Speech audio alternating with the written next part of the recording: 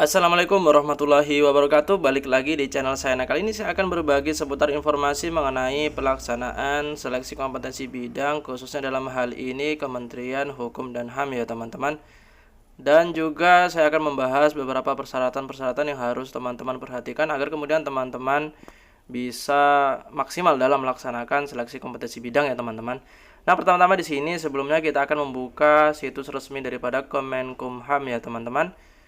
Dan kemudian kita akan pilih yang ini ya teman-teman, yang beranda pada yang paling awal, beranda yang ini ya teman-teman, Kementerian Hukum dan HAM, https kemenkumham.go.id ya teman-teman. Ini adalah situs resminya.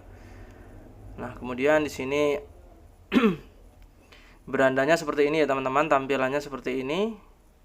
Di sini ada produk hukum, informasi publik, kemudian publikasi dan lain sebagainya. Di sini kita akan scroll ke bawah untuk melihat berita ya teman-teman. Dan ini adalah berita dari Kemenkumham dan SKB CPNS Kemenkumham dimulai hari ini. Ini dimulai sejak 20 November atau kemarin ya teman-teman.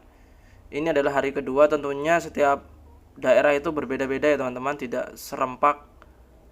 Jadi tentunya di masing-masing daerah itu nanti ada yang kemarin, ada juga yang hari ini ya teman-teman. Dan di sini sebanyak 26.000 sekian ya teman-teman peserta mengikuti SKB secara serentak se-Indonesia sesuai dengan jadwalnya masing-masing ya teman-teman.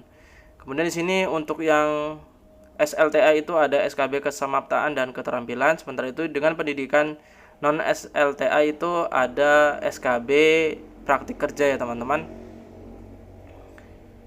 Nah, kemudian berikutnya di sini adapun jadwal SKB Kemenkumham selengkapnya dapat diakses pada laman yang ini ya teman-teman. Di sini kita bisa cek ya teman-teman untuk jadwal SKB di tiap daerah ya teman-teman. Karena tentunya tiap daerah itu berbeda-beda ya teman-teman. Meskipun itu serentak dilaksanakan, itu dimulai maksudnya.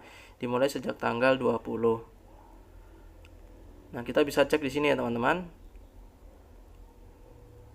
Nah, kemudian tampilannya seperti ini teman-teman ya. Pengumuman seleksi kompetensi bidang, kesehatan, pengamatan fisik dan psikotes dan lain sebagainya. Kemudian kita klik yang ini ya teman-teman. Nah, kemudian di sini tampilannya seperti ini ya teman-teman. Hasil seleksi kompetensi dasar, pengumuman sekian-sekian tentang hasil seleksi kompetensi dasar dan jadwal pelaksanaan seleksi kompetensi bidang.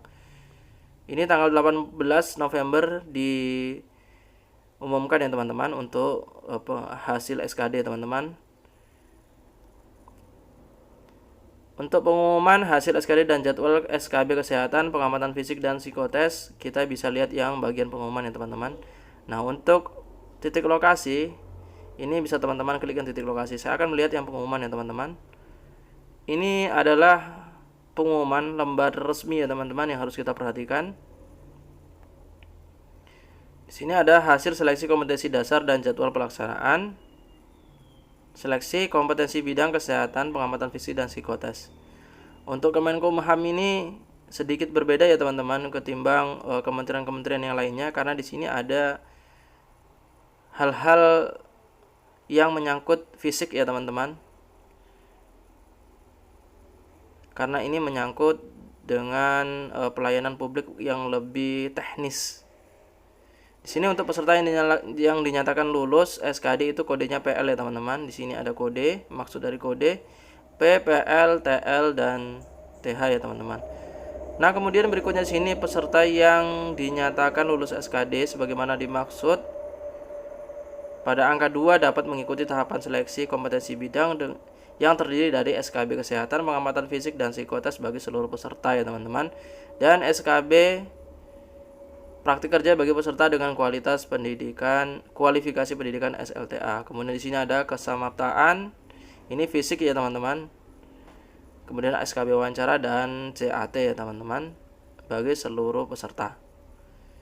Kemudian di sini peserta yang dinyatakan lolos selanjutnya mengikuti SKB kesehatan, pengamatan fisik dan psikotes sesuai dengan tanggal dan waktu yang tercantum dalam pengumuman. Dan berikutnya ini teman-teman yang perlu diperhatikan juga ya teman-teman. Di sini untuk peserta mengenakan pakaian dengan ketentuan. Untuk pria di sini kaos oblong tanpa kerah berwarna putih lengan pendek, celana pendek berwarna putih, sepatu olahraga ya teman-teman. Sedangkan perempuan itu atau wanita di sini kaos putih lengan pendek. Untuk yang berjilbab itu menggunakan manset, lengan panjang, celana olahraga dan sepatu warnanya bebas ya teman-teman. Kemudian di sini ada psikologi. Psikologi itu pakaiannya berbeda teman-teman, kemeja lengan panjang, celana panjang. Ini harus teman-teman perhatikan ya teman-teman.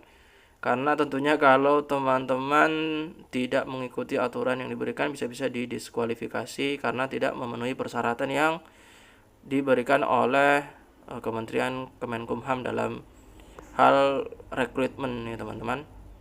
Keputusan final tidak dapat diganggu gugat ya teman-teman.